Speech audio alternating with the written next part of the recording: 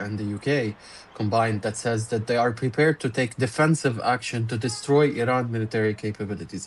Sitrep, can I understand how you can take defensive actions to destroy people's military capabilities? Preemptive, or maybe? I mean, that's really such a European way of wording things. Of just saying, I mean, if you're going to Yeah, do it's it BS, preemptively, James. you're going to bomb them. Like, let's be real. Like, just, but they're Europeans. I'm actually surprised they made a statement it being Sunday. Um, Look, I love my One European allies, one but last I one just had to last say point. it that the EU saying we'll convene on Mondays. Like, are you got to be out of your goddamn mind. That's the only way I would take it. I mean, if you're going to destroy it preemptively, you're going to have to join in. And by the way, They didn't say preemptively. They said we will say they are prepared to take defensive action to destroy Iran's military capabilities. Defensive action to destroy so Iran military capabilities. either it is they're going to do defensive caps, DCAs as we'd call, have their assets go there and try to shoot down um, drones that are kind of crossing over. Maybe if they wanted to deploy air defense assets to protect those airspace, et cetera, to kind of shoot them down. That's one way they could do it. Again, I think it's important to note that the strike at Ali Yassin Air Base did hit, and Italians were there. There are Italian So military personnel.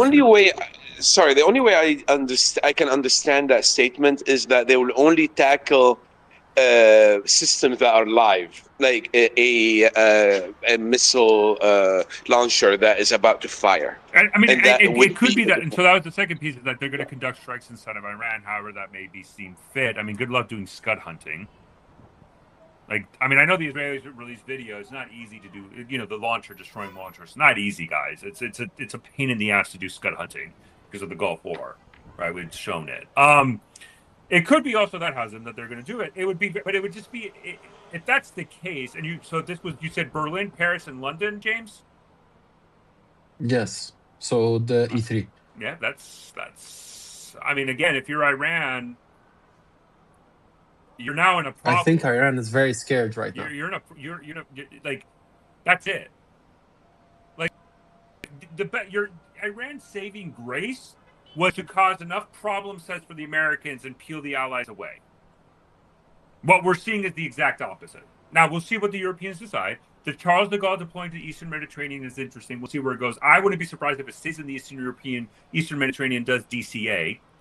Maybe some of that, but it's very interesting. I don't know who was next, Ozzy. So I'll take a step back. I don't know if you knew who was next, and now we can go to. Well, I wanted to get Jala's thoughts on some of the conversation we're having, but I wasn't sure if she had, because I heard her chime in, but I didn't know, Jala, if you wanted to add some more to that. And we can also go to Hotha to comment on the Saudi Arabia side, and we've got new speakers with Scott and Nirvana. Yeah, sure. What exactly would you want me to comment on? Well, so we were talking with Russia was talking about it from the Syrian perspective, and then we had Waja come up too, from the Baluch side, more of a separatist Baluch side, of course, not internally Iran. But, when you're looking at all of this happen and you're hearing statements from U.S. officials, we see this mass mourning, everybody in the streets, thousands of people in the streets mourning Khamenei's death. And then at the same time, we also see in some areas people celebrating, and then we hear of these hot spots of armed resistance movement. Where do you see all of this fit together in terms of the foreign intervention side, and then the ability for people to do what I know that you are looking forward to? Yeah, this is the tricky thing, because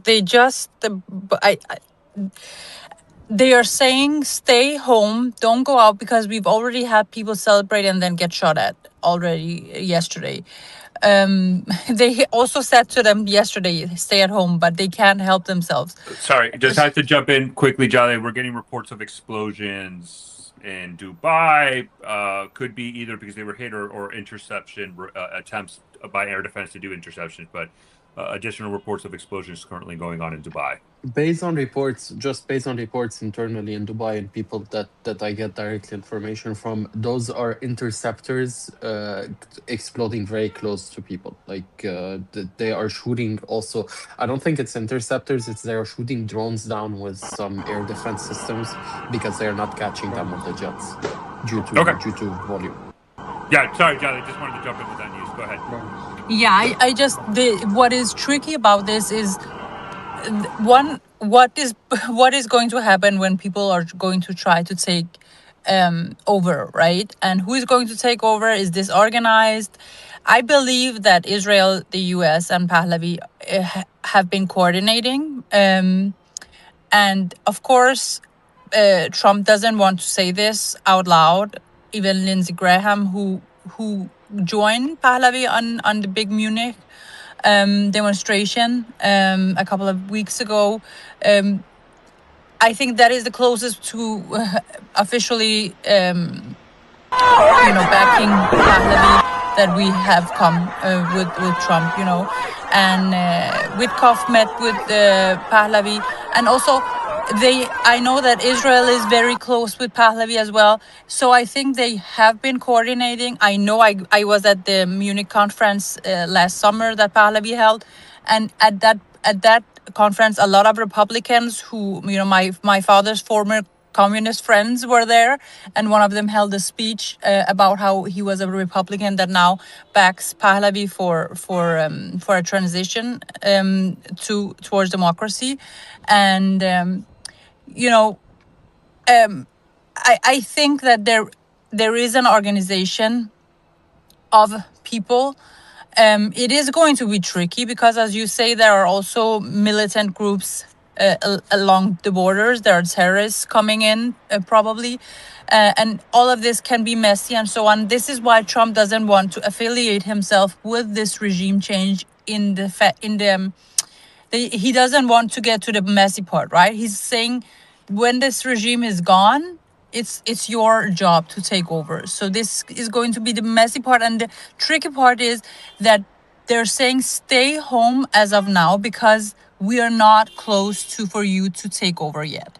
So we will tell you when it's closer, right? So they're going to bomb a lot more, and this is why I don't believe in negotiations. I think it's just them trying to manipulate with each other, try to figure out where their heads are at. But this regime is going to be history, and how messy it's going to get and how difficult it's going to get to secure the borders and to take over the power with the police and army and so on. I don't know. It's going to, but I mean, I hope for the best, but it could No, and I think that's the thing, Johnny, that we kind of go into this is that there's a lot of problem sets, and we're focusing on the immediate aspect of everything, and we need to understand that we're not even in step. If this is 100%, 100 steps, we're at best at step 20, and there's still 80 to go, and we don't know which direction exactly to take it. We're just in 20.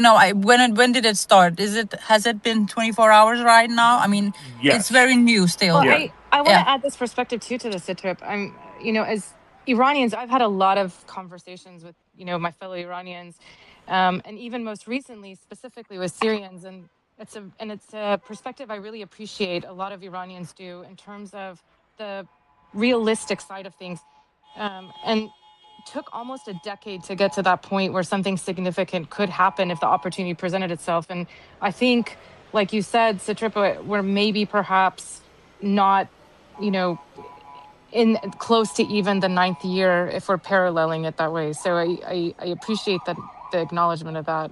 Understanding. If Iran blocks the Strait of Hormuz, what impact will it have on the entire world, and which country will be affected the most? First, let's understand what the Strait of Hormuz actually is. It is a small area of just 33 kilometers, located between Iran, Oman, and the UAE. It is a narrow sea passage through which almost 20% of the world's oil supply flows, nearly 17 million barrels every day. This oil comes from 8 countries located in the Persian Gulf, including Iran, Iraq, Kuwait, Bahrain, Qatar, Saudi Saudi Arabia and the UAE for the United Arab Emirates. Saudi Arabia, Kuwait and Qatar, 90% of their oil exports pass through this narrow route to reach the rest of the world. If Iran blocks the Strait of Hormuz, following countries will suffer the most damage.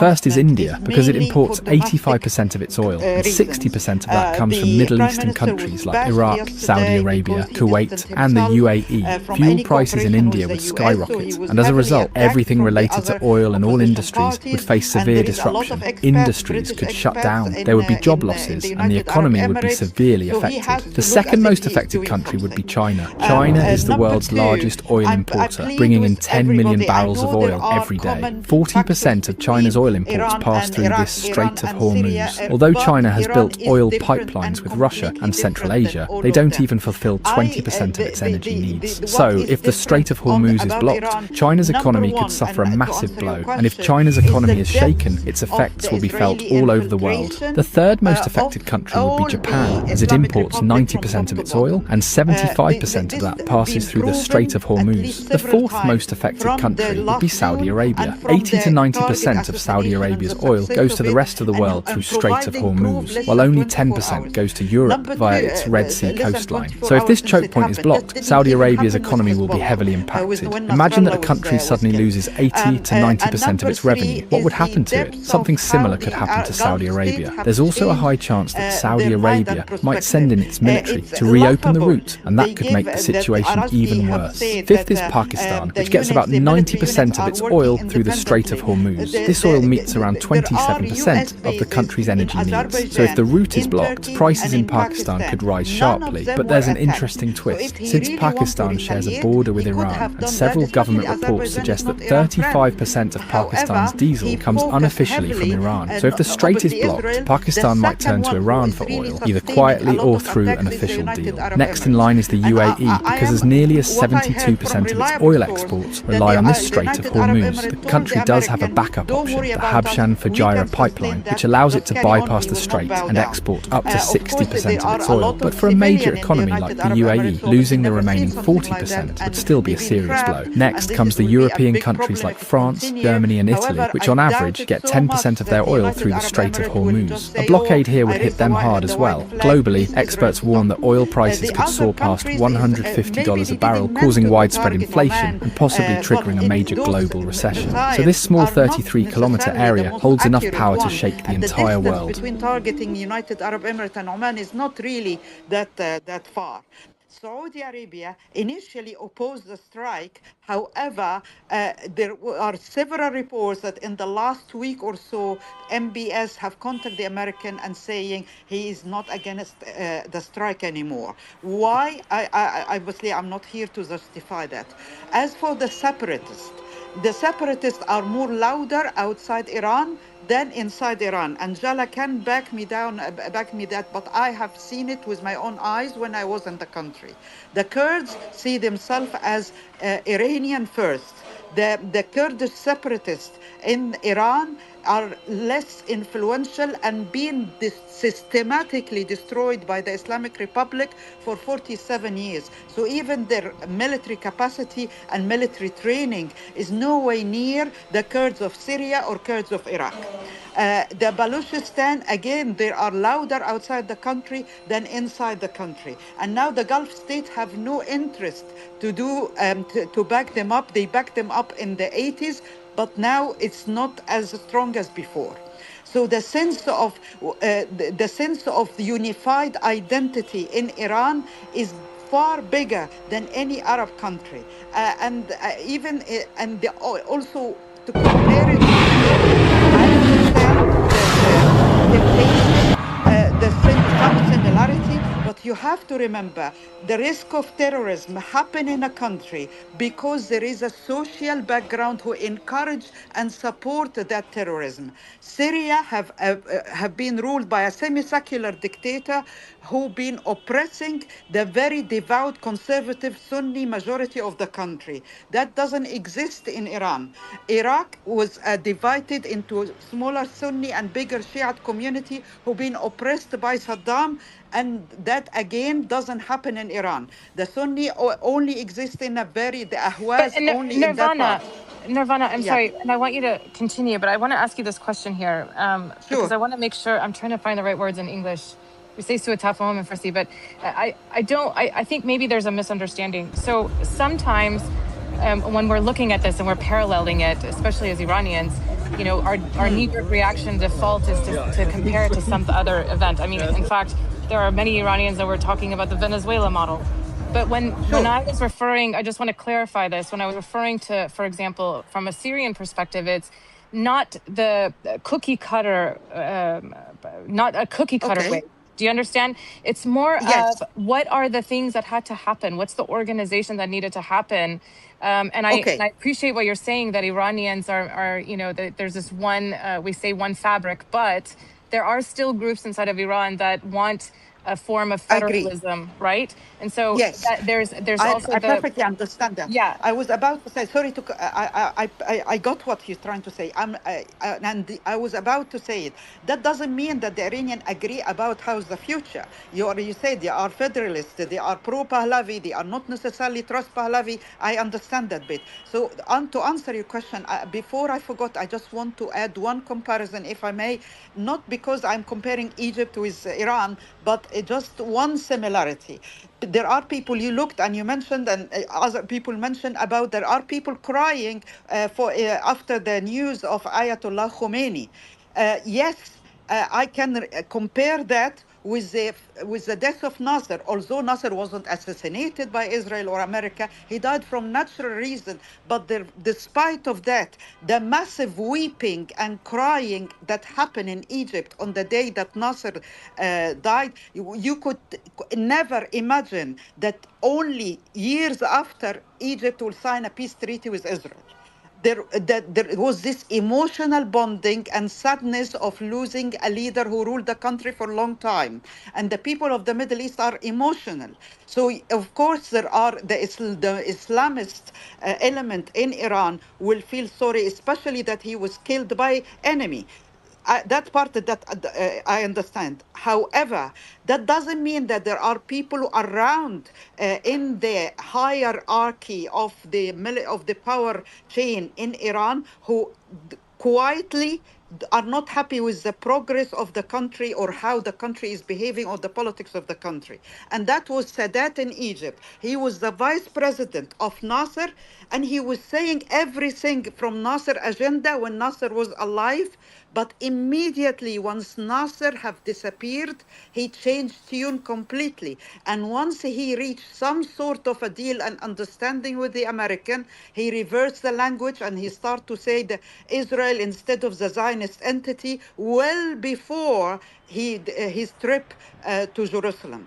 I believe this is the comparison which we can look at about what will happen next in Iran, because the big difference between the ideology who appear on news channels and the people inside the kitchen of the Islamic Republic who know the pitfalls, who know the weakness, and they fear for their future. They might be united now, but what happened and all the target assassination will make, even if they didn't make them before, will make them now rethink strategy. And So actually, strategy is about survival. James, if I may, because you shared something, was that just breaking from a new area, like that specific timeline? Now that it's 4 weeks, did you see that somewhere? I don't know, if James, if you're there with it. Yes, Trump is giving a small, like, he's been giving stuff to the press like in small batches. I don't know if he's speaking or not, but some of the stuff he's saying. Oh, an interview to the Daily Mail. He said that Iran's war timeline is around 4 weeks or so. He also said that news that Saudi Arabia could launch attacks on Iran, they are fighting too. So he kind of pushed to say that Saudi Arabia is already Yeah. involved, independently Well, of that's what you guys want that's to. very interesting. So I think actually, Scott, let me leverage that to go to you for this question. I mean, it's 4 weeks. That's a month. The United States might be at war for a month. So, Scott, from a U.S. perspective, what do you think of that? Hey guys, hope everyone's doing well. That was actually my question about the timing of this attack. With Iran being right in the middle of Ramadan, obviously a ton's going on in Israel and the Middle East as well.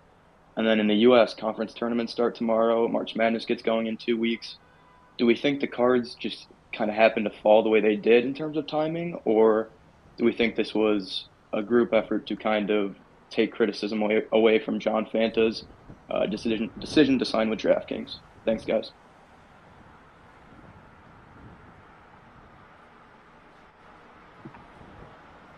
Nirvana, go ahead. Thanks. I thought you didn't want me to continue, so I stopped. Do you want me to answer Scott, or I'm not sure? No, just continue. Oh, I Continue see. what you were saying. Okay. We go back to the duck discussion All right. after. Okay. Fair enough. All I'm saying is that inside the mullah and the way they are more pragmatic than you think. Not all of them are that ideology and are willing to be suicidal. There is a collapse of the structure and control. There is a bit of panic because up till today, they didn't expect that Trump would really do it. I think the 4-week scale is going to happen, is reasonable to expect it to happen with some sort of a deal at the end. It might not end the Islamic Republic, but it will at least make whoever left is willing to cooperate, if you see what I mean. Like the Venezuelan scenarios, I think someone mentioned it earlier, is that whoever now remain in power will not be antagonistic to the U.S. In the future until whatever deal will happen. I think that will happen at the end of this particular stage of the conflict. I don't see that Reza Pahlavi will return next week or the week after or even next month. There will be a lot of steps happening before that, but the power, the ability and desire of those people to fight will be broken when they fail to trigger the Gulf states to pressurize the U.S. As long as the Gulf states are not in their side, and you could see from all the reaction and statements that even Qatar and Oman is not happy with them at the moment, then they will start to realize that this suicidal mode will not bring them anything. And part of them now will try to look for a way forward, to save face, to promise something in the future. I don't think we can predict that part, but I see a change behind the scene, which what I was trying to compare with Egypt. Like the change happened in the 1970, well before the peace. All right, now I think you can hear me. All right, I was talking, but I was muted, right? People who were loyal to Sadat, but That's why I did actually answer to your question earlier, Boar Brother, but I was muted all the time. That particular point, I made a new scene in Iran. People Thank were you, Nirvan. in OBS. That's why. So I can have this multi-stream coverage. I don't want to go too far away from that, and I want to get Marel's thoughts here too. But real quick, Hoda, she brought up an interesting question. So basically, Trump is saying this will take 4 weeks. Very quick. It's just to a point that's that a long time. I just want to respond. We have just been here I'll come to your quick question in a little less than 2 days, and shit is escalating. Nirvana brought up an interesting point to this. Now Germany, France, and the United Kingdom have informed Iran that if attacks against allies continue, they will enter the war. It just appears that the Gulf states, I mean, can you Saudi Arabia, for imagine? example, is getting involved only because U.S. and Israel did strike otherwise they would have out of Iran. it. So Iran wasn't the aggressor. To what Nirvana And now everybody, when they are defending themselves, basically they are defending themselves. It started with They are Saudi hitting Arabia bases in different countries everything it can because for this war not that's to a happen. threat It for lobbied their against it in national the United security. States. It refused to And then launch more pad. countries enter refused to attack them. They are getting cooperate so with its land, bullied. its air, everything. They are Everything getting really absolutely, possible. Now, what happened like, after I don't know, they are the getting beginning of the war, screwed I think by 24 everybody. hours after the beginning of the war, you had the GCC countries getting attacked in residential areas, basically in these towers. Saudi Arabia then issued its statement, the foreign ministry issued a statement calling it a treacherous, Oh, look cowardly at this. attack. And this language continued in the same manner.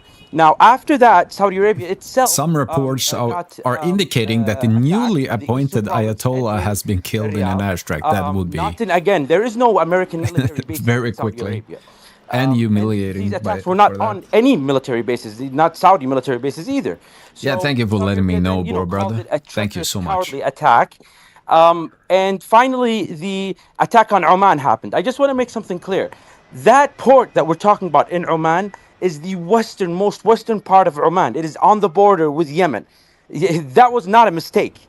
That was not trying to hit the UAE and then by accident hitting Oman. We're talking about thousands of kilometers away.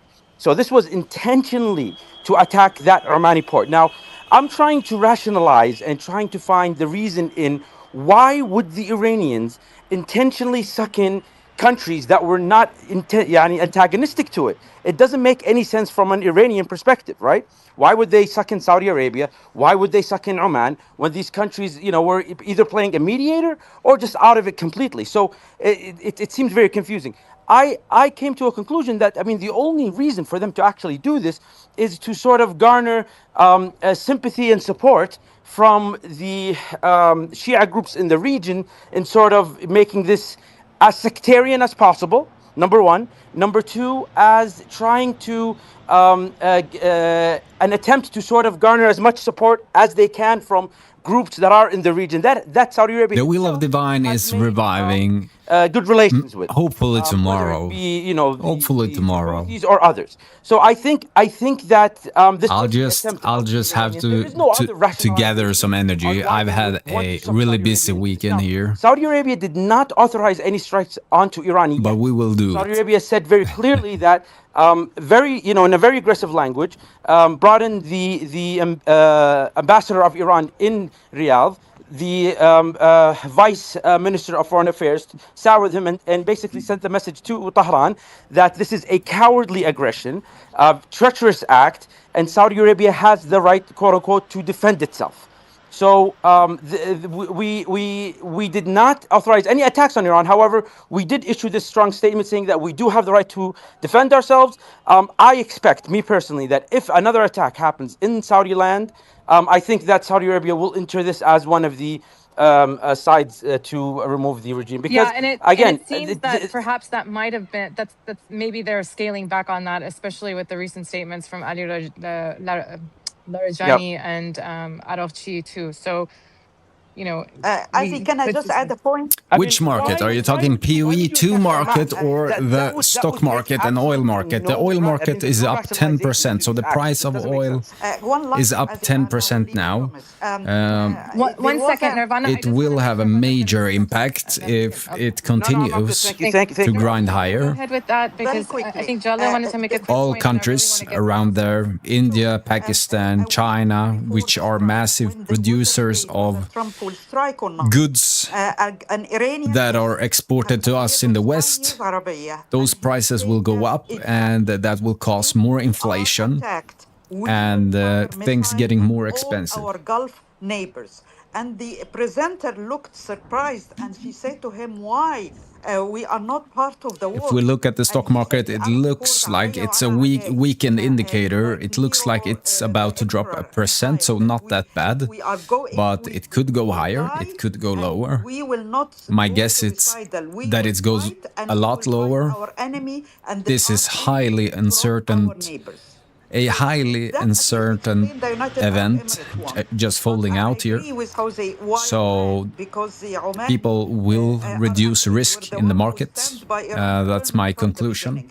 But But we'll that's the I see. threat think of Nirvana Sometimes Arafchi the also stock came market on and he said rise something after an specifically, attack like this because and he it's have specifically said been because there's attempted. a U.S. base there that's considered U.S. soil, Yeah, and we people were have going figured out this would against happen, U.S. and then they soil have to already mark But they territory. didn't attack gotten the into U.S. base, defensive though. They attacked the positions, port. and It's when very, it interesting, right? finally happens, the They market keep saying this, rises. but in Dubai they Here's keep But then saying if it towers. continues to go, sure.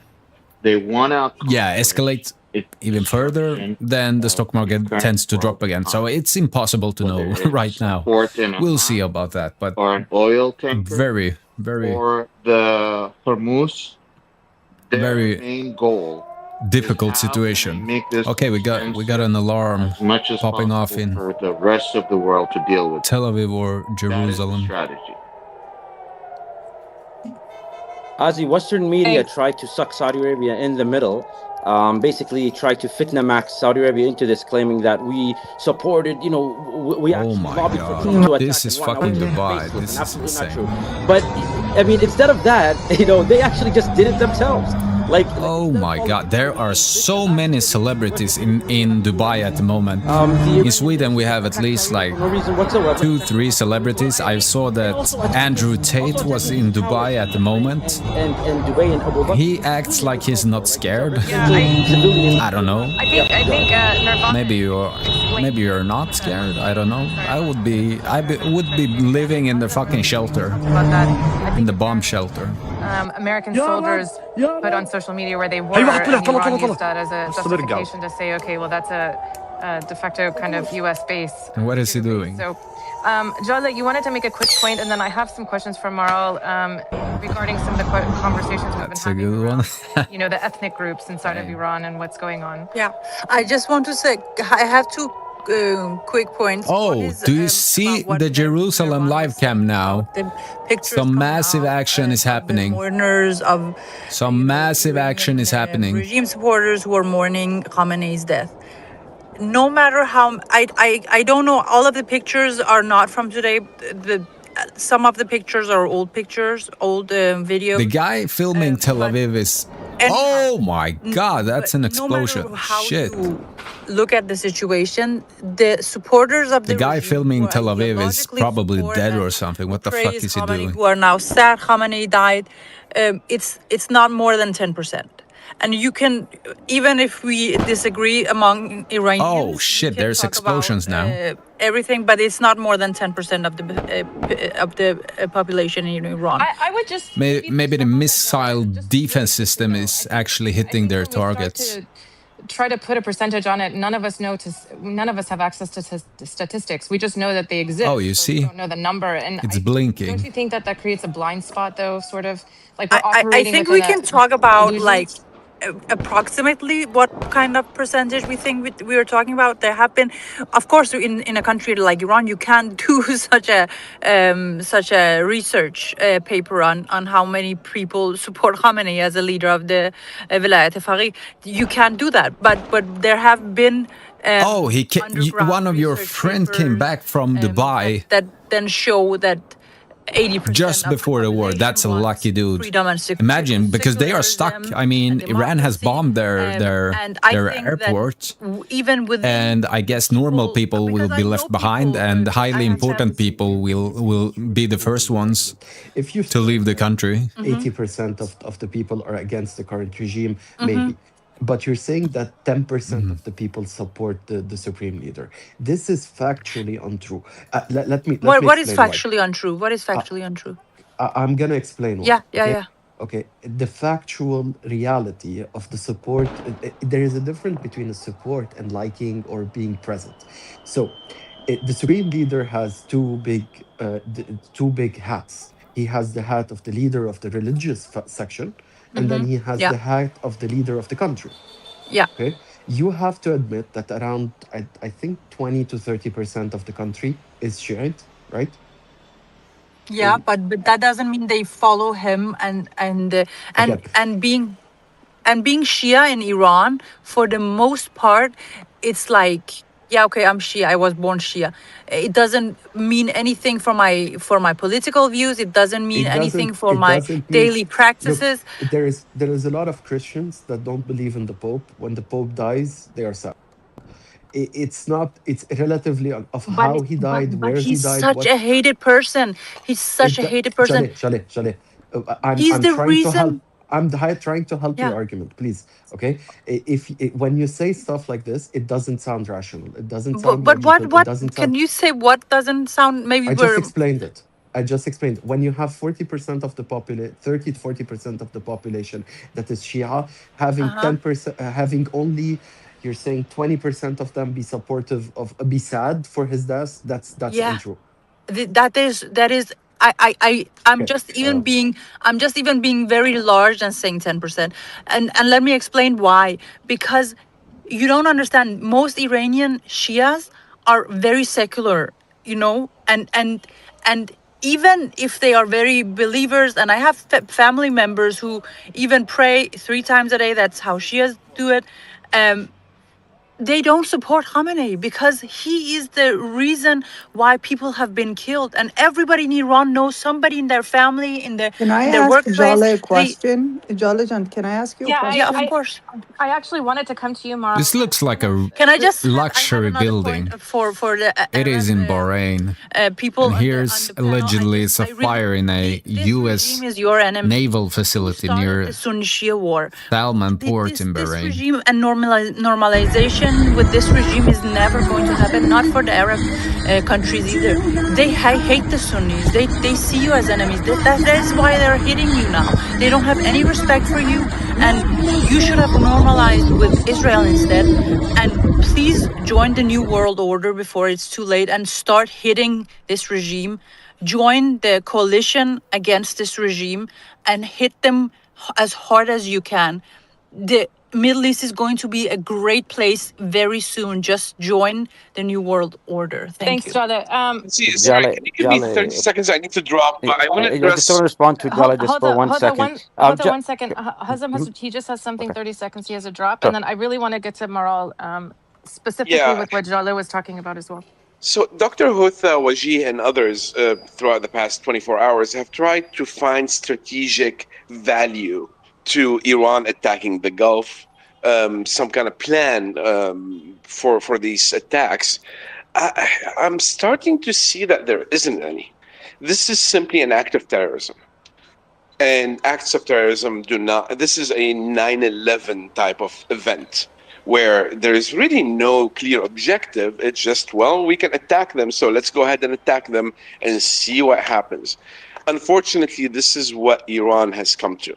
It's a large nation, it's a rich nation, but this now is what they always have done. This is what they started, this Sunni-Shia war that ended with so many wars in the region. This is what they do. They always operated covertly. Now this is very overt. This is okay. We're gonna go all out. And honestly, the Iranian president said it. This is an act of revenge. Act of revenge on everybody. And I feel, and this is not against the Iranian people. This is against the regime. They're acting like Luddites. Those people in the turn of the Industrial Revolution went to factories and started destroying machines because they thought the machines are wicked and they are a threat to them. I think this regime looks at the Gulf as a threat to them. This prosperity in the Gulf, this good governance, it's something that is an alternative. Coming out to direct impacts reported in Jerusalem. That was what we saw, and we see some smoke. If you see on the prosperous nation, Jerusalem cam, I think this is the you got two smokes rising. Happening. It's an act of terrorism. Thanks, Hazem. Looks like a fire also. Part of what you said. That's insane. Hang on. I'm going to come back to this, but I want to go back to the conversation we were having. It's really important, and that exchange specifically between James and Jalek. Maral, you had some thoughts on what Jalek was saying. Also, you've spoken a lot on this. I've heard you talk about the different layers. You've researched the protests and the life cycle of protests and the dynamics on the ground of people inside of Iran. So while we hear that there are people that are celebrating, we also know there are people mourning. And as James put it, some of them see them as a Pope-like figure. And I tend to agree with him on that perspective. But there's also people that look at it from a nationalism perspective, where they don't care if it's Khamenei, they don't care if it's James or Wajih, but whoever that figurehead is at the top, they're so nationalistic about their territorial integrity and their country that they're mourning the loss of that in a sense. Okay, so stock market is going lower now. The week in Wall Street looks like it's to make some quick comments on what Jalo was down saying, 0.98%. The conversations we were having. That's not looking good. Etc. Thank you. Hi, everyone. Hi, Nirvana. It's good to see you here. I haven't seen you around in a long time. Oh, my God. Look here. I have to first say, please Hypersonic missile strikes on Israel happening right now. I've been in interviews all day, and oh my god, did you see the speed of that? I'm just starting to lose it. Holy. Look at the last one coming down. Back to the there. It's like a blink of a fucking eye. James. I understand both sides, and I understand what they're saying. And I just boom. Jale's sentiment is true. That many of us only are born into Shiite families by name. It doesn't impact our daily lives. It doesn't impact our daily practices. However, that's crazy. However, and I'll put a pin to go back to the other groups, but I'll say this: while many of us might not be practicing Islam or Christianity or Shiaism specifically, any kind of religion, many of us Iranians, and I would expand it to other nations in the region too, but we're specifically talking about Iran. Okay, here we got another kind of image from Jerusalem. Were like one of our very respected philosophers. Okay, you don't even see anything there. Used to call it the religious way of thinking. As in, we divide the world into good and evil, and it doesn't have anything to do with just Islam. It goes back to Zoroastrianism. It's an ideological way of thinking. So we see that kind of manifest in people's reasonings, in their logic in the region, and the fact that it's partly due to the fact that we are too busy always for the past couple of centuries, busy trying to push out imperial interests or fight our own domestic repression, et cetera, et cetera. I'm not going to get into that, but. So we might, while it might not affect our day-to-day, some of us day-to-day, like Jale, I wasn't brought up religious, I'm an atheist, I was, many of us are like that. But the way we think and rationalize and analyze is impacted by that ideology. But coming back to the notion of people, and what my pet peeve is to always bring up the fact that Iranians are not a monolith. We're not a homogeneous set of people. Yes, there are so many people that were happy and dancing on the streets because Khamenei died. And yet this morning we see massive crowds on the streets. Some of it, I bet, might be governments doing. Like there is no doubt in my mind that some of it is governments doing. Here's an old speech from Khamenei. Some of it might be. Let's see what he was saying. AI generated. I don't know, but. I truly don't deserve this position. I know it, and maybe the gentlemen know it too, he says.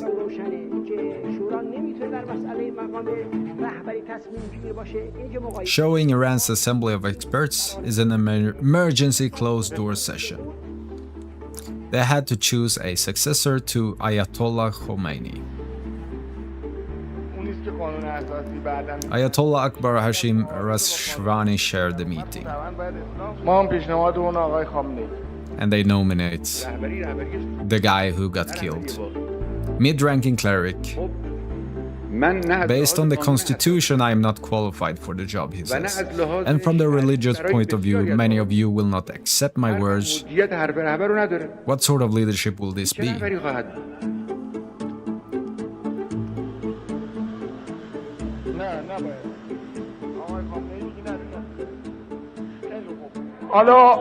will vote, no more discussions.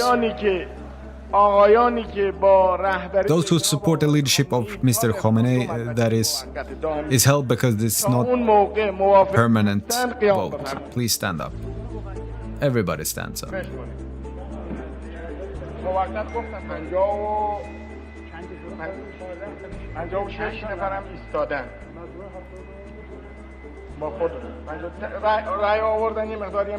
Okay, I thought it was gonna be something interesting. It was absolutely fucking... I don't know, just weird. Oh, fuck.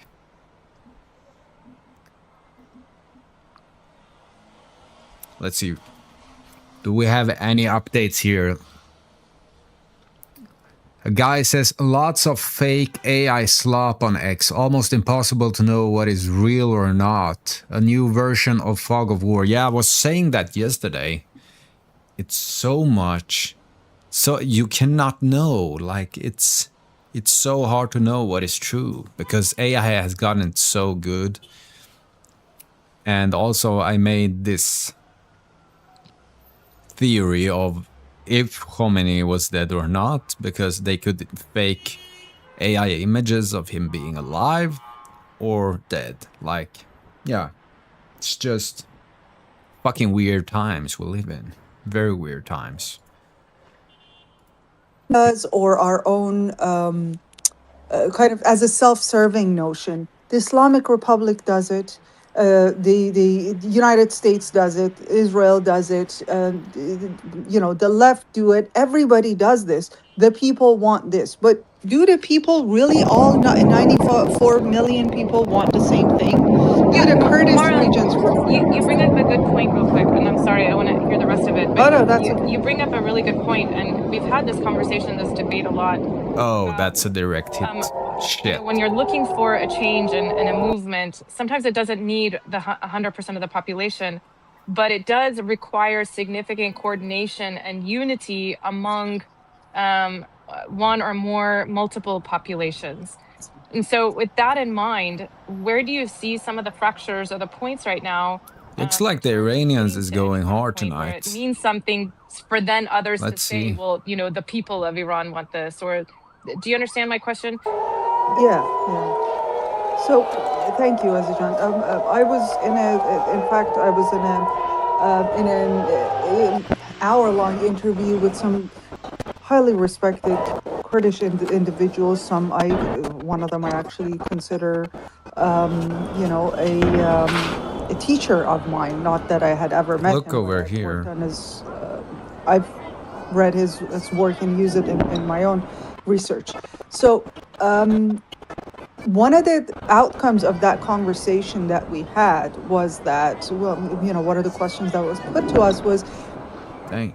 how do you see the future of Iran? Who do you think is going to come out? Sorry, I'm really sorry, Maral, Sure. but that's a big news. So there has been information coming up on Israel media that the Israeli army is checking if the warnings that came into the Golan Heights came from Syria or Lebanon, with a bigger possibility of them coming through Lebanon.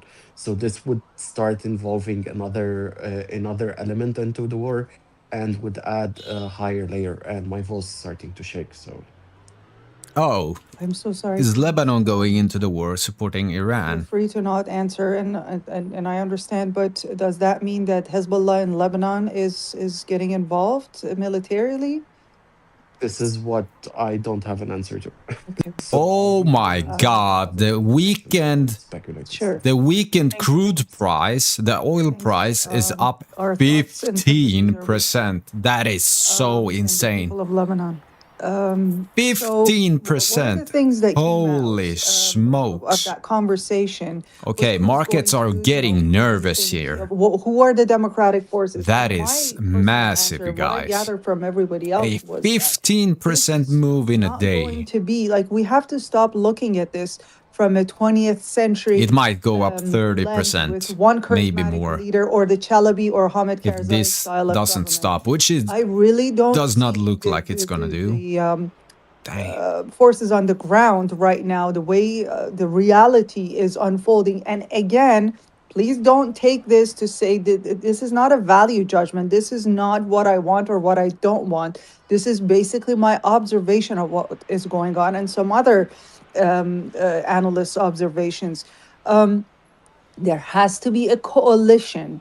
It's most probably going to be a coalition that would probably, most certainly, if it's going to be democratic and democratic or democratically oriented and with emancipatory potentials, it would have to include the minoritized ethnics, including a coalition of the Kurdish groups as one of the most mature, politically mature and militarily and politically organized groups within the country, depending on How it goes and who's involved, it might, and again, please don't take this to mean one way or another. It might include the MEK, as hated as they might be, There's a as cultish as they video might of be, Israel and striking some other groups. But at the same time, all of this, as I've been saying, the all CNN these of days, Iran. is that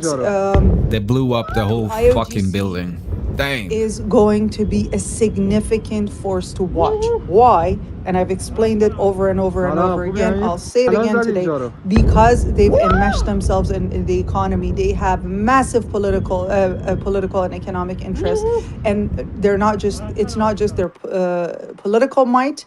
The military might. It's not just their strong ideology. It is their political assets and interests. Economic assets and interests in the region that makes them very difficult to eradicate. But why am I not including the monarchists in this? Okay, here's a looks like a Botox-filled influencer don't really have any saying domestic. something. They might have a base. They Scared. I'm actually so scared. I'm in JDC right now, and I can see organizations and groups within the region, within inside of. Can't everyone just chill out? And I'll put a pin on it here. Thanks, just Marlo. supposed Thanks. to take a break. I don't want anyone getting hurt. Yeah, you know what I mean? Thank Like you, Marlo. I've been hearing loud explosions, sort of like in the background all day, and it's like inside of Iran and like the sound, it like it shakes the windows. I don't know how to explain it. It's like the weirdest sound ever. And now I'm seeing this is not fun, guys. We're supposed to be in the safest place. Like, I love the UAE. I love being here. I feel. Yeah, why the fuck do you travel there when they are basically deploying like U.S. naval ships like crazy? I'm actually so scared. I'm in JDC right now, and I can see. And do you know why I'm saying that the Baluch go to Azari? That's the last fucking resort I would go to. Can't everyone just get chill independence. out? Because if you see the decades of the systematic discrimination, people are so uninformed nowadays. It's ridiculous. If you see in Balochistan, there is not a single day goes they don't hang a Baloch. If Baloch ask for a water, it is their own province. If the Iran included there, and if you say federalism.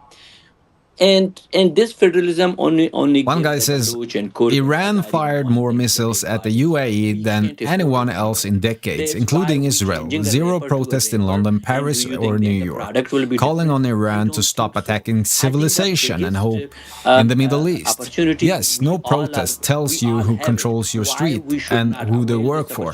That's information, and you're welcome. Okay, so I'm gonna tell you some facts here. Why they strike the UAE is because they are giving 100 support for US to use their land for military presence. If they said no, they would never strike them. But they give support to a country that attacks them. So that's why they attack them and try to eliminate the mullah. eliminate they're gonna do the same thing targets. This Shah. Do you know that what makes the Shah it did before? We're trying to disable the American Navy somehow. That's what they are doing. Like they are. Imagine they just killed their leader. They are going full out here. They are not backing off now. In front of you. And I'm not saying it's right. I'm just saying that's like a natural reaction. Promise. It is serious. It's a serious situation. Elsewise, they would never do that. Waging a war against West and against other their neighbor. If you see in Iraq, what happened in Iraq? Americans put a lot of boots there, and then they give it to the Iranian regime. What happened today? The same regime is killing American and also other coalition forces. I think this mistake should be stopped to save life. Impact site and it is also causing a in Jerusalem crisis in the whole region. Thanks, Wajda. Thank you. James, I don't know if you're still there, but I wanted to talk. Damn, that's rubbles everywhere. Shit. Sources. Before we continue with the so we're hearing reports that Iran has lost nearly half of its ballistic missile launchers. I hope he had a car insurance. Actually, the car looks kind of good. Trump alluded to possibly this being a 4-week. He said something to the effect. That's a high quality, probably a German car. You know, we have from the Israeli side. So in the intermediate, sorry, Yeah, Ozzy, go I'm ahead. cutting you off, but we're getting impacts on Jerusalem, heavy impacts. So some streets, cars, and in Tel Aviv, a building has been hit too. So the last strike, the last wave that hit Tel Aviv, there was cars on the street and a big crater. I think I'm gonna find the video and post it. That way it's visible. Thanks. Yeah, that's an idea of what's happening right now. Thanks, James. Yeah, I'm curious, you know, what this means really in terms of, you know, the timelines of this. Is this to the end, really? Is this, are they going to fight until the end? Is this what the strategy is? If there's intelligence saying that perhaps they've lost half of their stockpile, you know, do you see some of that intelligence maybe guiding some of the conversations and the statements from Trump, impacting the domestic appeal to this? It's not Maybe about the stockpile. It's not about the stockpile. They could have hundreds of thousands of weapons. If they don't have the ability to throw them, you're lost. Like there is multiple elements. There is the blindness. So first element of the war was the U.S. and the Israelis went into Iran and hit. Okay, looks like ballistic missiles are on their way. Holy shit! So look at that. There is a retaliation. Oh, it disappeared. What the fuck? To have the retaliation, and we've seen. Looks like ballistic missiles are on its way to Tel Aviv here. Means that when people died, that's insane. Were thrown, but it wasn't a situation where. Oh my God, they are coming. On example. Oh shit! Attack on the U.S. Okay, it's a direct hit. That automatically the area that launched. They are following it. Will be decimated within seconds. Like you have automatic response where it goes. You didn't have this into Iran in the military. It landed behind the building. No direct order that after the strike we do this.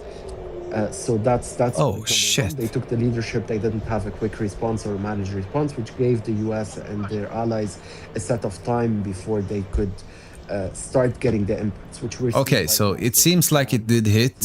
34th, 25th. But it was behind. Point number 2 was related to specific. What's behind the building? The eyes. Dang. The eyes of the regime. What the fuck? All the radars, all the capabilities. What the actually fuck? Shoot planes down or stop any incoming missile or strike.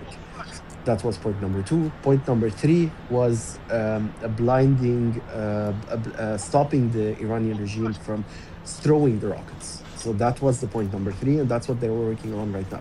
As Sitrap said, it's really hard to find those scuds, those launchers in mountains. It takes a huge amount of AI.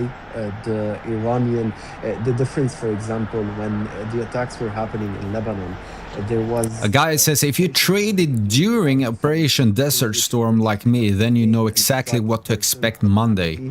Buckle up. The territory is 100 times. Okay, then we gotta go and see. Harder to find those locations, and those are movable launchers usually. And the bigger ones are way underground, and I think when the B2s hit yesterday, that's what they were hitting. So this.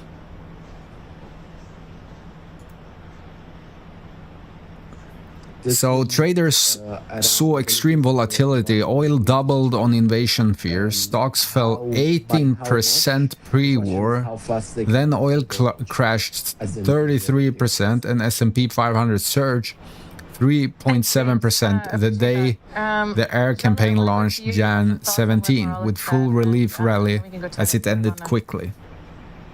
I'm just buying some coffee. Can we wait just a couple of minutes? Sure, let's go to Nirvana, and then also Wajid was next. Actually, Nirvana. Actually, let's go to Wajid real quick. He lost his. I think the app is glitching. It's a question. There's gonna be a lot of turbulence. Yeah, let's go to Wajid real quick. Dang. Thank you. What I was going to say is that, you know, after studying economics and political science in college, you cannot assume that parties or actors are irrational. All, like, even if their actions seem to be irrational to us, to them, they're very much taking rational actions. So it's very important for us to just take an extra look and look at uh, the what's inciting some of those attacks to the allies of the BRB guys. government or neutrals against the Iranian government, like Qatar and Oman.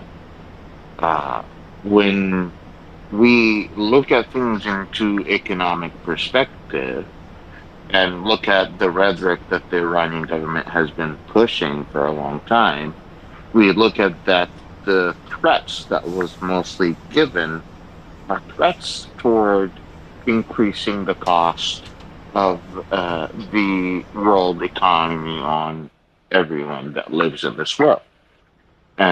Basically putting pressure on everyone to put an end to the war.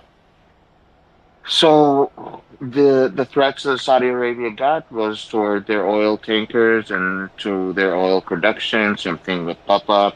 When we see the attack that happened on Oman, it was not a regular place. It was a port. The buildings that were hit in Dubai, they're all luxury high rises that play a big part in the tourism industry in the United Arab Emirates. They've already closed the Hormuz channel. So we can see a rhythm and a tactics of increasing the cost for the rest of the world. That was basically what I had to say. I really appreciate Hazen for a lot of what he said, but I disagree with him on that one. Thanks. Jale, are you free to I'm free. talk? Okay. Um, I just wanted to start by saying about the minorities in Iran. There has been, particularly for the Baluchis, there has been discrimination, but also there have been a lot of militias and so on. So and I wanted to say this about what Moral was saying also. Listen, we can't pretend as a people of, with many different ethnicities in Iran and even in the region, we can't pretend we are as democratically minded as the Europeans or people in the US.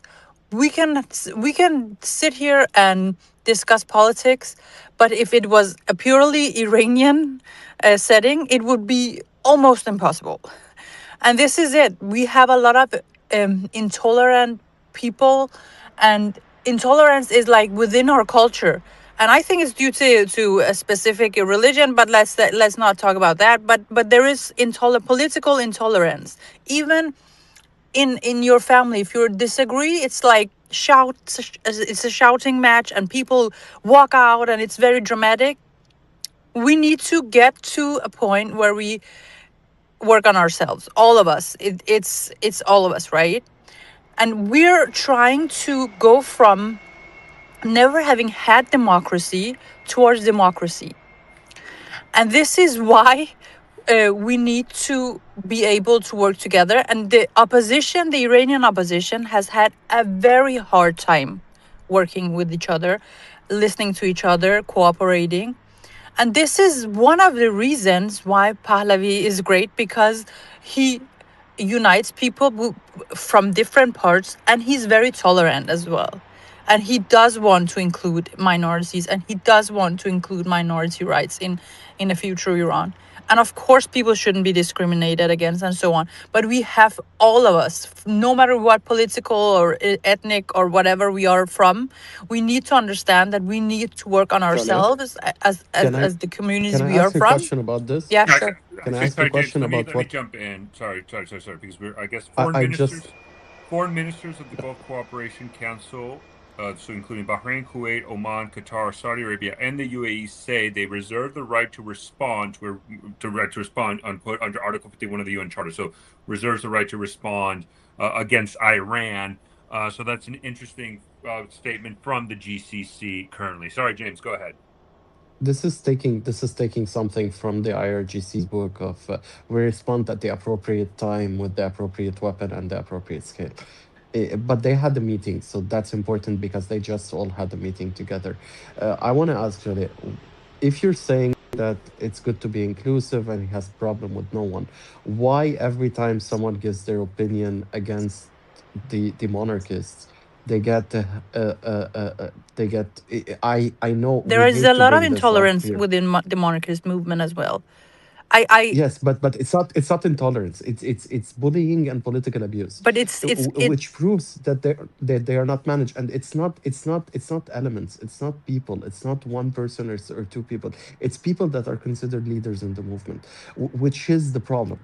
You I get don't what know I mean? whether it's, I know the people who are the leaders of the movement, the actual leaders of the movement, and they are not intolerant. But then you have people who are like influencers online. Then you Well, might John, that's just to yeah can you add me? Can you hear me real quick? I just yeah. want to add this, and I think one of the things James might be talking about is, Etemadi came out and said that Nargis Mohammadi, who's a political prisoner inside of Evin, should be executed, and has zero tolerance for even the political prisoners That inside of Iran. doesn't So from that represent perspective, I Pahlavi. think, That doesn't represent but Pahlavi. he's the right hand man for him. I think that's what James is trying to explain. Yeah, if I may say, Qasem has repeatedly said death to Palestine, and he has said all the leftists should be executed, just like Pinochet did, and so on and so forth. And we know what Shaheen Najafi has done. Like, Sorry, go ahead, Okay, Jaleh. I just want to say I am very aware of many people inside the monarchist movement who are intolerant, but it's not. If you look at it, and I've been in this opposition space for many years, and I'm not neutral, of course I'm not, but but what I'm saying is my goal is to get as many people together to work towards democracy, right? And Pahlavi is the best card we have, right? But there are elements within the Pahlavi movement, within the monarchist movement, who are not that tolerant, and this is a problem. But outside of the Pahlavi movement, there are many intolerant people. MEK cannot be a part of anything, not if not, they're not reformed at least. MEK is a Marxist Islamist sect. And they don't have, I don't believe they have more than 1-3% of the people of Iran behind them in a future election, even if they were allowed to run for election. It of course depends on what kind of movement they are at that point. And I do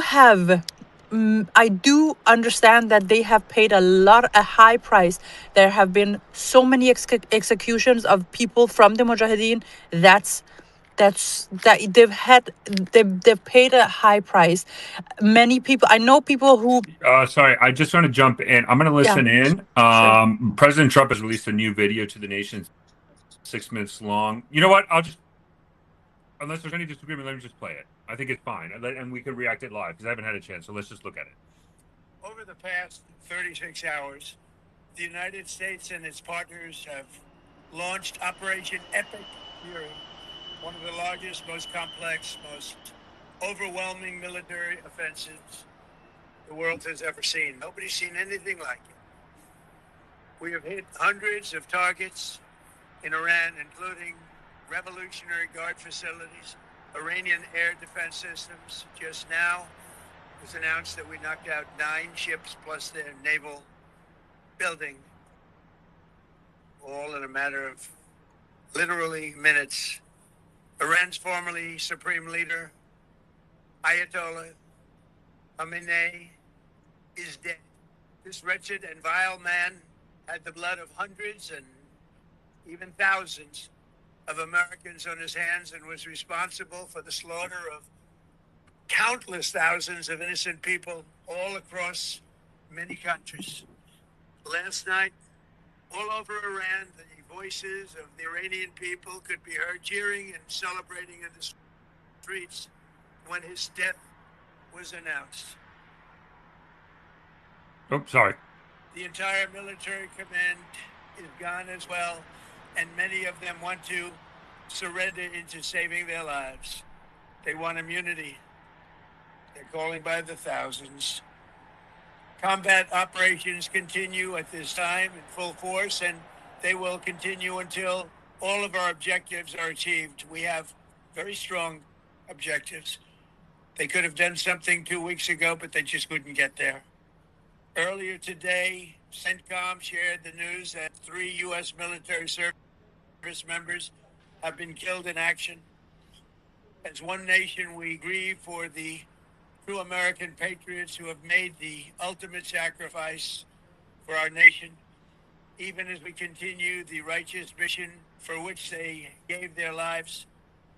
We pray for the full recovery of the wounded and send our immense love and eternal gratitude to the families of the fallen. And sadly, there will likely be more. Before it ends, that's the way it is. Likely be more, but we'll do everything possible but that won't be the case. But America will avenge their deaths and deliver the most punishing blow to the terrorists who have waged war against basically civilization. They have waged war against civilization itself. Our resolve, and likewise that of Israel, has never been stronger. America is now, again, the richest, most powerful nation in the world by far. But the only reason we enjoy the quality of life that we do and the freedom and security is we have done things that others are unable to do. Because of warriors who are willing to lay down their lives to do battle with our enemies. And they do battle better than anybody. An Iranian regime armed with long-range missiles and nuclear weapons would be a dire threat to every American. We cannot allow a nation that raises terrorist armies to possess such weapons, would allow them to extort the world to their evil will. Not going to let it happen. We're not happening to us, and we're not going to let it happen to others. The United States has the strongest military the world has ever seen. I rebuilt our military in my first term. There's never been a military like we possess. And frankly, there's nobody even close, but we are now using that military for good. We want to have it for good purpose. We're undertaking this massive operation not merely to ensure security for our own time and place, but for our children and their children, just as our ancestors have done for us many, many years ago. This is the duty and the burden of a free people. These actions are right and they are necessary to ensure that Americans will never have to face a radical, bloodthirsty terrorist regime armed with nuclear weapons and lots of threats. For almost 50 years, these wicked extremists have been attacking the United States while chanting the slogan, "Death to America," or "Death to Israel," or both. They are the world's #1 state sponsor of terror. We are the world's greatest and most powerful nation, so we can do something about what they do. These intolerable threats will not continue any longer. I once again urge the Revolutionary Guard, the Iranian military, police, to lay down your arms and receive full immunity or face certain death. It will be certain death. Won't be pretty. I call upon all Iranian patriots who yearn for freedom to seize this moment, to be brave, be bold, be heroic, and take back your country. America is with you. I made a promise to you, and I fulfilled that promise. The rest will be up to you, but we'll be there to help. Thank you. God bless you to our incredible warriors. And God bless the United States of America. Thank you. All That's right. Well, such a Trump speech. that was it. That was a interesting speech. I would say that really highlighted again the defection of the IRGC. Yeah. He's improved his delivery since Baghdadi. What do you guys think of this? I'm sorry, Citra, real quick on Mhm. this. I'm curious the timing of this when also we're hearing that Keir Starmer also says they've accepted the U.S. Right. request to use their Right. bases, right? Right. I mean, that was another very interesting aspect. I think broad base, if I may. Grant, very convenient that you joined us right here. So I think it's a good way to kind of get to you for your immediate reactions to kind of Trump's speech. But what I found it interesting was, you're starting to see this justification aspect, right? And it's gonna again, it's the heart of the legitimacy of the regime, and the state's odds for terror, the death to America, all that, acknowledging the American casualties, the 3 killed, saying that there most likely will be more. So kind of prepare the American people for it. And interesting, he uploaded on True Social, and then kind of distributed it. We still haven't seen necessarily a prime time address to the nation. But different times, different ways of communicating and passing information, you can argue, right? But I think the key aspect is he's trying to really encourage the IRGC from kind of conducting a coup, right?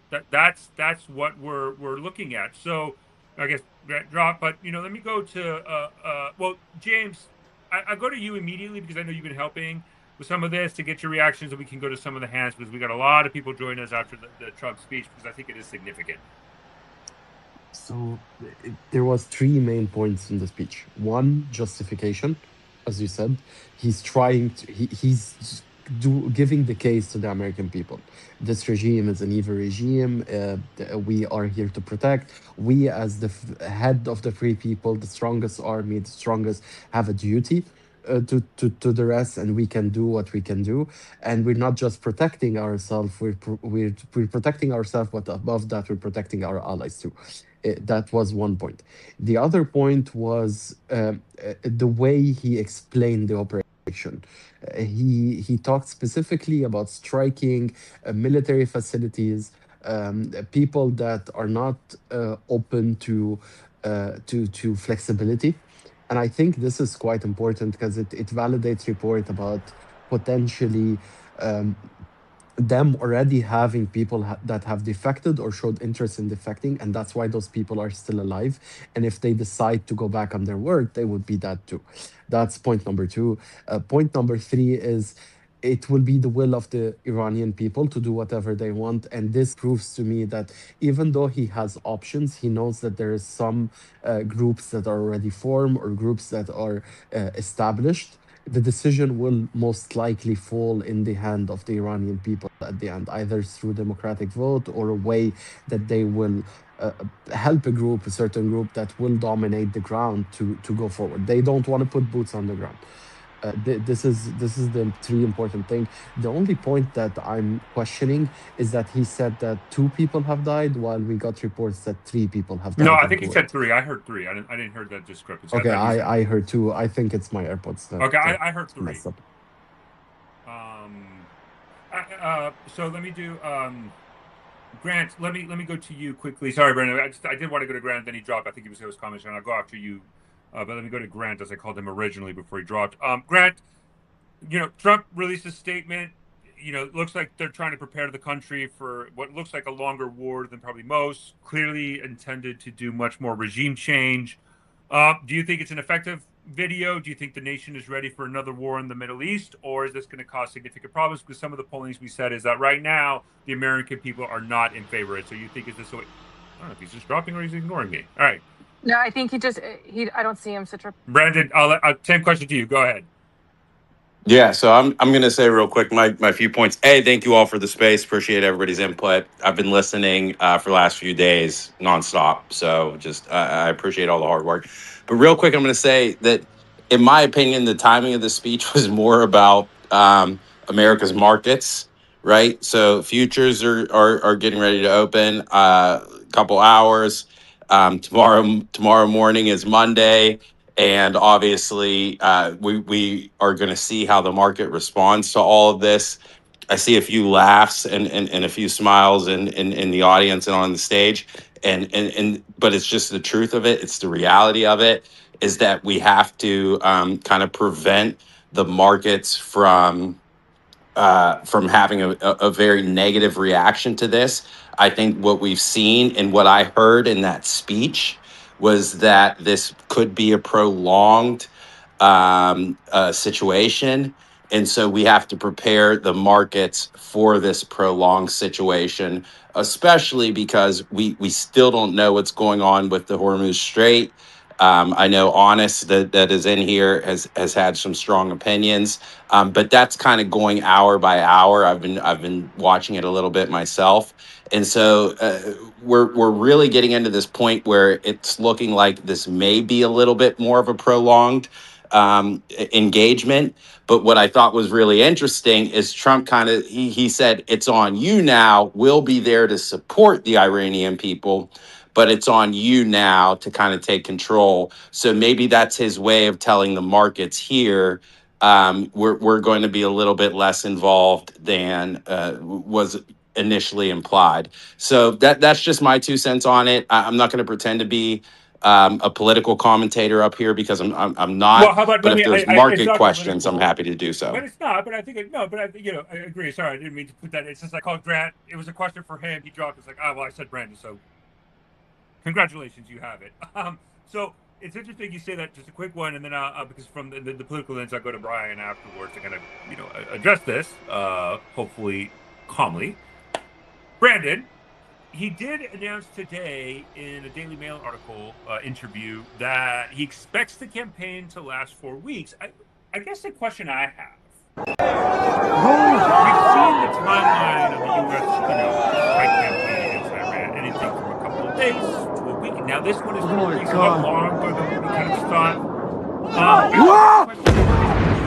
question is the timeline more tied to kind of the overall objectives from the United States that, as part of the presentation, Trump said we have objectives, but he didn't lay out what the objectives were. We're trying to infer the objective based on this talking point you said, the regime change, the debt to America, the Iranian people, the amnesty, right? So could it be that the reason why it's fluctuating is because they want to do regime change, they just don't know how long or how much they have to do to get there? Or is he trying to make breathing room so that Okay, guys, insane footage coming up here. War, even though it allows less, but it gives him that leeway and that breathing space. What do you think, Brandon? Yeah. This is from Jerusalem. Let me give this is my opinion. This has nothing to do with anything else. This is just my personal opinion. So please, I want to make that very clear here. I think midterms are coming up. We all obviously know that. I think the initial strikes were very successful. And in my opinion, they are looking for regime change. Right. And so, but I think that regime change is going to take a lot longer than they are expecting it to actually take. And so this is their way of telling the markets, like, hey, markets, it's cool. We're not going to be that deeply involved that it's going to disrupt Why is he smiling, man? want to do and your money making ability.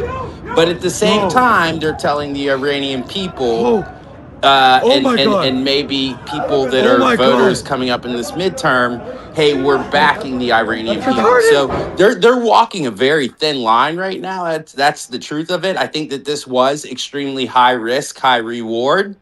And right now, the kind of what we're seeing is mixed messaging.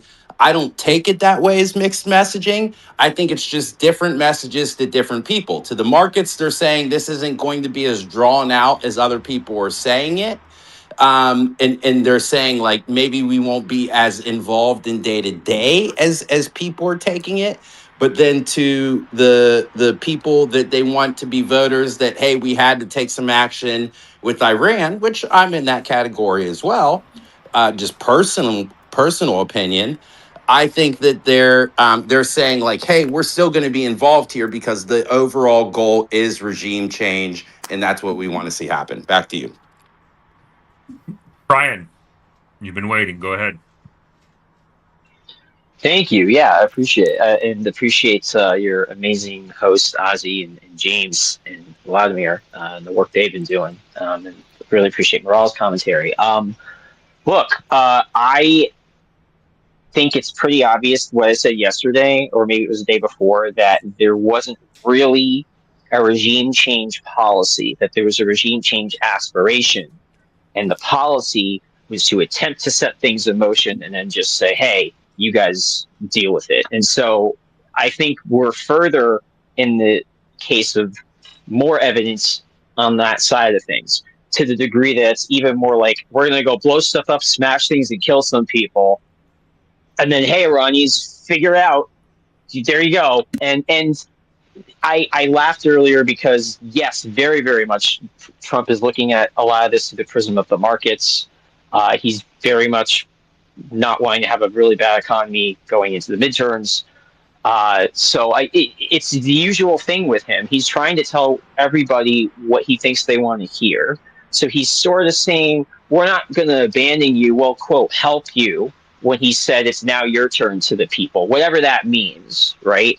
But the idea is to signal, oh yeah, everyone was worried this could be long, but no, hey, markets, guess what? When you open Monday, I've indicated that I'm ready to kind of wind this down already. So he wanted to have a weekend war that was made for TV almost. And then in their minds, maybe they actually filled Trump's head with the idea that the regime would just capitulate and surrender over the weekend. Maybe that's something he really thought. I don't know. We don't have any reporting that confirms that there's any mass desertions or drop in morale for the IRGC yet. I mean, that's certainly possible, but the way he's tweeting that, it's an aspirational psychological warfare kind of thing. If he tweets it, maybe other people will believe it, and maybe there will be some. Again, this is a tactic. But if Iran decides that they are really upset about what's happened and they want to escalate by waging economic warfare because they can't match us militarily, they'll do what they've done. They hit the Gulf allies, each one a bit, just enough to rattle all their markets by the time they open. Okay. So I know Trump would like to see some of the damage mitigated, and maybe he did mitigate some of the damage, but it would be irrational for the markets to pretend that there's nothing for them to worry about right now. That would be pretty weird, but we're moving more and more into an irrational world driven by Kalshi and predicted type market predictors. So I think politically, I mean, it's fine. It's a bare checklist of the things he probably should have said in terms of what his people are telling him he should say. But let's be clear. He mentioned objectives. What objectives? He said we have strong objectives. What objectives? He didn't say what those objectives were. He again basically signaled that the Iranian people are on their own. That we've done what he said. We've done what he contradicted himself. He said we've done what we're going to do, but then he said we'll still help. But his indication was clearly that the heaviest lifting, unless Iran decides to really escalate, is there. Okay, he certainly didn't mention the Shah. Sorry, monarchists, and he certainly isn't giving any idea that we actually have firm planning for what's So coming next. Brian, real quick, and I hate to interrupt here, but maybe a question posed to you here that I want people to think further about here is there's a few situations that happened right before we made this attack or this preemptive strike to stop from further attacks happening. Is that Anthropic? And I'm sorry, I keep looking at this from a market standpoint and a financial standpoint, but that's just where I am. I'm not the political person. We made this attack while the Anthropic and OpenAI situations were ongoing, and one may be deemed a national security threat. But the maybe if you were to look at big picture here, you can start talking about this could be a situation. Iran does have phenomenal engineers, one. So there's that with the markets, and thinking about if we do have a regime change, that makes it a little bit more friendly to get some of those engineers to work here. And I've invested in great engineers from Iran personally. And then also there's also the fact of the Taiwan situation and chips and everything from, with China. So it becomes a calculated, here's what I just don't think. I think people think like we just say it's regime change is the overall goal. Like that's just not that's not it. We have to also look at what are the second and third and fourth and fifth tier effects that come from this. Because if we can actually create a regime change in Iran, does that maybe push off China and their what is looking like a 2027 push for Taiwan to say that isn't where they want to go. That's not what they want to do. So all of these Well, things since have you to brought come up Taiwan, into. because I think that's maybe you're talking about different issues, which I understand, and I think you're very smart, and it's very important and it's crucial to raise that because unintended consequences. I mean, we invaded Saddam Hussein to try and make the Middle East friendly, and Iraq. Sorry, we overthrew Saddam Hussein to make the Middle East friendlier for us and to reduce the threat of weapons of mass destruction and to check Iran. What happened? We got a pro-Iranian regime in Iraq for a while until we pushed Maliki out. But we made Iran the most powerful country in the Middle East, and they benefited greatly from our invasion. Was that our intention? Obviously not. So I'm just saying that and you're bringing up the point. This is very important. I don't think Taiwan is particularly affected by this, other than the fact that Trump has kind of destroyed the international order, and we live in an interstate militarized anarchy where the rules have disappeared almost overnight, but people won't realize it. So there's some semblance of people playing to that. But now we can just